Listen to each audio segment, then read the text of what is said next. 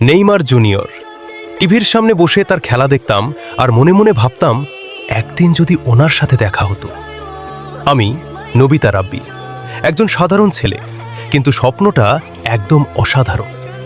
প্রতিদিন নিজের মতো করে চেষ্টা করি, নিজেকে তৈরি করি, কারণ আমি বিশ্বাস করি স্বপ্ন সত্যি হয় যদি মন থেকে চাওয়া যায়। একদিন হয়তো কোনো স্টেডিয়ামের ভিড়ের মাঝে অথবা কোনো অচেনা দেশে হঠাৎই সামনে দাঁড়িয়ে থাকবে আমার প্রিয় মানুষটা। আমি একটু কাঁপা কণ্ঠে বলবো, আমি বাংলাদেশ থেকে এসেছি শুধু আপনার জন্য। আর সে হয়তো হাসবে, কাঁধে হাত রেখে বলবে, কিপ বিলিভিং। সেদিনটাই হবে আমার জীবনের সবচেয়ে সুন্দর মুহূর্ত, কারণ স্বপ্নটা তখন আর শুধু স্বপ্ন থাকবে না, বাস্তব হয়ে যাবে।